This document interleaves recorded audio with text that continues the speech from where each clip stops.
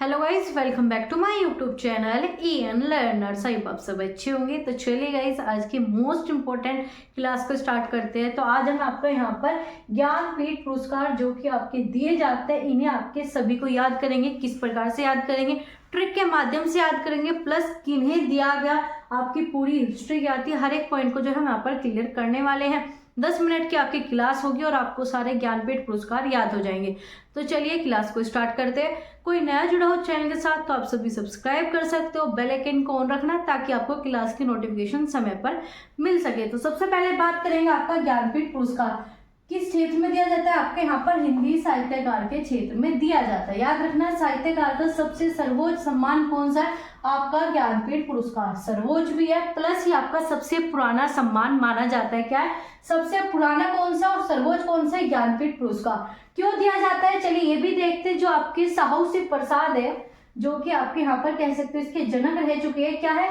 इन्होंने ही आपके यहाँ पर ज्ञानपीठ पुरस्कार की यहाँ पर स्थापना की थी। इन्होंने सोचा जो भी आपके यहाँ पर लेखक साहित्यकार होते हैं वो हिंदी के क्षेत्र में कितना अच्छा योगदान करते हैं, तो उनके लिए जो है कुछ सम्मान की आपको यहाँ पर जरूरत पड़ती है, कुछ पुरस्कार देना चाहिए। तो इन्होंने अपनी 50वीं वर्षगांठ पर अपने जन्म दिवस की, तो इन्होंने जो है आपका यहाँ पर ज्ञानपीठ पुरस्कार का जो है आरंभ किया।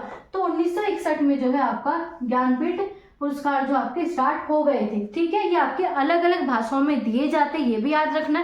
ठीक है, ये आपकी सभी अलग अलग भाषाओं में दिए जाते हैं और आपका हिंदी साहित्यकार का सबसे पुराना प्लस आपका सर्वोच्च सम्मान माना जाता है। तो 1961 में आपका स्टार्ट हो गया था और 1961 में जो है आपको मलयालम भाषा में जो है आपका यहाँ पर ज्ञानपीठ पुरस्कार दिया गया था। लेकिन आपका जो यूपी पुलिस है, UPSI का एग्जाम है, उसमें जो आपके हिंदी साहित्यकार के ही पूछे जाएंगे कि किसे जो आपका सर्वोच्च सम्मान मिला, किसे नहीं मिला, किस सन में मिला, क्योंकि सन से रिलेटेड भी आपके क्वेश्चन आते हैं। तो हर एक चीज को समझेंगे। तो यहाँ पर जो आपका मलयालम था ये आपके लिए इंपॉर्टेंट नहीं है। तो चलिए बात करते हैं हिंदी में जो है सबसे पहला आपका यहाँ पर ज्ञानपीठ पुरस्कार किसे दिया गया, वो है आपका सुमित्रानंद पंत। इसे आपका यहाँ पर 1968 में जो है सबसे पहला पुरस्कार मिला, ज्ञानपीठ पुरस्कार। तो पूछा जाए सबसे पहला पुरस्कार प्राप्त करने वाली कौन थी? आपकी सुमित्रानंद पंत जो है आपके सबसे पहला हिंदी साहित्य में जो है आपका ज्ञानपीठ पुरस्कार प्राप्त करने वाली पहली महिला थी। ठीक है, तो क्या आ गया आपका सुमित्रानंद पंत। किस रचना के लिए दिया गया? तो इन्हें दिया गया था आपका चिताम्बरा। ठीक है, पहले हम जानेंगे किसे दिया गया, किस रचना के लिए, फिर उसके बाद जो है ट्रिक के माध्यम से समझेंगे। तो पहले एक बार समझ लीजिए कि किसे मिला किसे नहीं, फिर बाद में जो है ट्रिक बना लेंगे। तो सबसे पहले किसे मिला? आपका चिताम्बरा रचना को मिला। तो ये सब जो आपके यहाँ पर रचना लिखी है, तो चिताम्बरा जो है सबसे पहले मिला। किसे मिला? आपका यहाँ पर सुमित्रानंद पंत को 1968 में। सन भी याद रखना है। अब बात करें 72 में। ठीक है, अब क्या आ गया आपका 72 में किसे मिला? आपका उर्वशी को। किसे मिला? आपका उर्वशी को। किसके लिए? रामधारी दिनकर जो थे इसके आपके साहित्यकार थे। तो उर्वशी किसकी रचना है? रामधारी दिनकर की। इसी के माध्यम से जो है इन्हें ज्ञानपीठ पुरस्कार मिला था। अब बात करेंगे 1978। इसमें जो है कितनी नाव में कितनी बार जो है किसे मिला? ये किसकी रचना है? आपके आज्ञे की। आपसे ये भी पूछा जाता है आज्ञे का पूरा नाम क्या है? सच्चिदानंद आज्ञा आपका वात्सल्य हरिनंद। ठीक है, ये इनका पूरा नाम है। और इसमें आपसे वर्तनी भी पूछी जाएगी। ये वर्तनी आपकी शुद्ध है।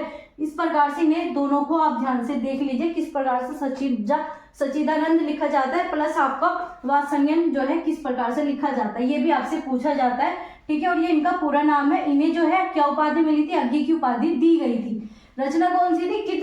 कितनी नाव में कितनी बार। ठीक है, अब बात करेंगे आपका 1982 में किसे मिला? यामा को। यामा किसकी रचना थी? महादेवी वर्मा को जो है यहाँ पर ज्ञानपीठ पुरस्कार मिला यामा के लिए। ठीक है, ये बच्चे गलत करके आते हैं, दूसरी रचना लगा देते हैं। आपको याद रखना है महादेवी को यामा नामक रचना पर जो है ज्ञानपीठ पुरस्कार मिला। अब बात करेंगे आपका 1992 में जो है संपूर्ण साहित्य कैसे आ गया। अब आपको यहाँ पर सबकी रचना सेम दिख रही होगी। इसके बाद क्या हुआ? पहले आपको यहाँ पर रचना के रूप में दिया जाता था। पहले क्या सबकी जो है अपनी रचना होती थी, उसमें दिया जाता था। लेकिन अब क्या 1992 के पश्चात जो है सभी को जो है आपका संपूर्ण साहित्य में आपका योगदान देने के लिए दिया गया। तो जो भी यहाँ पर आपके साहित्यकार होते थे वो आपका संपूर्ण साहित्य में जो भी जितना अच्छा महत्वपूर्ण योगदान देता था उसे जो है आपका ज्ञानपीठ पुरस्कार प्रदान किया जाता था। और आपसे पूछी जाए आपके यहाँ पर राशि कितनी होती है, आपसे पूछा जाए धनराशि कितनी मिलती है, तो जब आपका ये स्टार्ट हुआ तब आपको 1 लाख का यहाँ पर क्या था 1 लाख, लेकिन अब जो है आपके वर्तमान समय में कितनी राशि दी जाती है, आपके यहाँ पर 11 लाख रुपए जो है ज्ञानपीठ पुरस्कार में दिए जाते हैं, 11 लाख रुपए। ठीक है, ये भी आपसे पूछा जाएगा कितनी धनराशि मिलती है, तो 11 लाख। ठीक है, अब बात करेंगे आपका यहाँ पर 1992 के बाद सबकी रचना सेम हो गई, क्या, संपूर्ण साहित्य। तो 92 में किसे मिला, आपका नरेश मेहता। ऐसे आपका 99 में किसे मिला, आपका निर्मल वर्मा। ऐसे 2005 में कुंवर नारायण को जो है आपका ज्ञानपीठ पुरस्कार मिला, किसे, कुंवर को। ऐसे बात करेंगे 2009 में अमरकांत और आपका श्रीलाल, किसे मिला, अमरकांत और आपका श्रीलाल। ऐसी बात करेंगे आपका 2013 में आपका केदारनाथ, किसे मिला, केदारनाथ। इसके बाद जो है आपका 2017 में किसे मिला, आपका कृष्णा आपका सोमवती। ठीक है, आगे बात करेंगे आपका 2018 में क्या, अमिताभ को मिल गया, अमिताभ घोष को जो मिला, लेकिन ये आपका हिंदी में नहीं मिला था। जो आपके 2017 तक है यही आपके हिंदी के ज्ञानपीठ पुरस्कार है। लेकिन आपसे करंट के भी क्वेश्चन बनते हैं कि आपके 2018 में एक क्वेश्चन पूछा जा चुका है कि आपका 2018 में ज्ञानपीठ पुरस्कार किस भाषा में दिया गया। तो याद रखना है इंग्लिश, क्योंकि बच्चे क्या रट के जाते हैं हिंदी, लेकिन 2018 में किस में मिला, आपका इंग्लिश में किसे मिला, अमिताभ घोष जो है इंग्लिश के जो है राइटर है। ठीक है, ये याद रखना है, क्या हो गया आपका, अमिताभ घोष हो गया। अब 2020 में ये क्वेश्चन आपका करंट का रह चुका है, इस वजह से आपको इंपोर्टेंट चीजें बताई जा रही है। क्या गया, नीलमणि फूपन को जो है 20 में मिला, फूपन को किस में मिला, 2020 में। ऐसे अब आपका बात करें 21 और 23 में जो है आपका एक ही व्यक्ति को दिया गया, कौन थे आपके, दामोदर माओजी। किसे मिला, दामोदर माओजी कहाँ के थे, गुजरात के। ठीक है, तो गुजराती भाषा में मिला था इन्हें। तो ये थे आपके 2021 और 23 का, एक ही व्यक्ति ने ले लिया, किसे, दामोदर माओजी ने। अब इन्हें याद कैसे करें, सबसे बड़ा आपका यही क्वेश्चन बचता है कि इसे याद किस प्रकार से किया जाए, कौन सी ट्रिक है, किससे याद करें। तो चलिए सबसे पहले ट्रिक पर चलते हैं।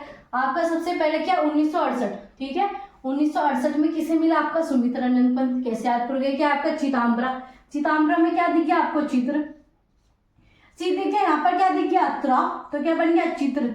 तो सबसे पहले किससे मिल गया, चित्र को मिल गया, ची से क्या बना आपका यहाँ पर चिताम्बरा, और आपका त्रय से क्या बन गया, सुमित्रानंद पंत। इस प्रकार से याद कीजिए, तो क्या बन गया, चिताम्बरा किसकी है, सुमित्रानंद पंत की, कभी नहीं भूलोगे।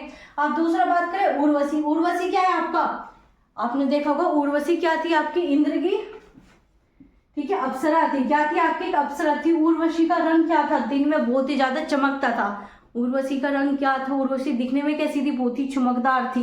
ठीक है, सोने की तरह वो चमकती थी, हीरे जैसा उसका रंग था। तो क्या था आपका, वो उर्वशी जो है दिन में बहुत ही ज्यादा चमकती थी, सूरज की तरह चमकने वाली थी।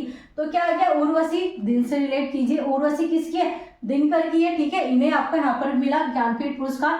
आपसे ना सिर्फ ये पूछा जाएगा किसे मिला, ये भी पूछा जाता है किस रचना में मिला। तो ये सब क्वेश्चन जो आपके आ चुके हैं पेपर में।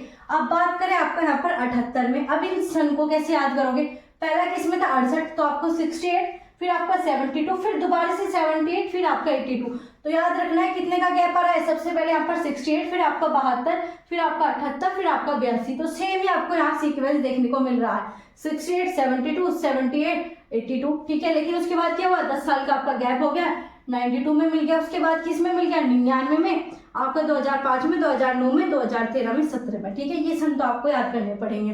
ठीक है, इन चीज को आप याद रख सकते हो। तो अब बात करें आपका आगे का, आगे में आपको कितने शब्द देखने को मिल रहे हैं, 1 2 3 4 5, कितने शब्द देखने को मिले, 5। तो यहाँ पर क्या है, 1 2 3 4 5, तो क्या होगी आपकी, जितने ज्यादा शब्द वो किसकी रचना होगी, आपकी आज्ञे की। तो याद रखना है सच्चिदानंद आज्ञे की कौन सी कविता है, कितनी नाव में कितनी बार किसकी कविता है, आज्ञे की। ठीक है, आगे बात करेंगे यामा, यामा क्या है आपका, वर्मा, सेम शब्द है यामा, मामा।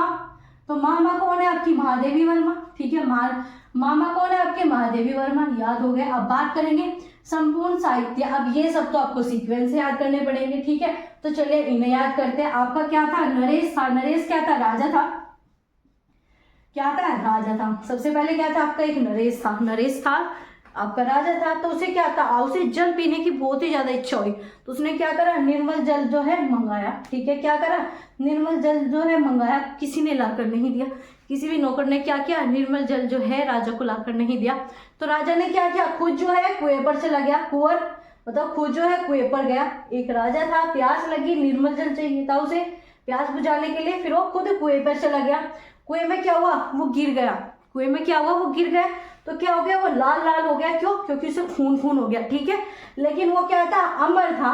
राजा क्या था, अमर था। चोट तो लग गई लेकिन राजा क्या था आपका, अमर था। अब राजा तो अमर था, अमर क्यों था, क्योंकि वो केदारनाथ जाता था। केदारनाथ क्या है, भगवान का स्थान है। केदारनाथ किसका स्थान है, भगवान का।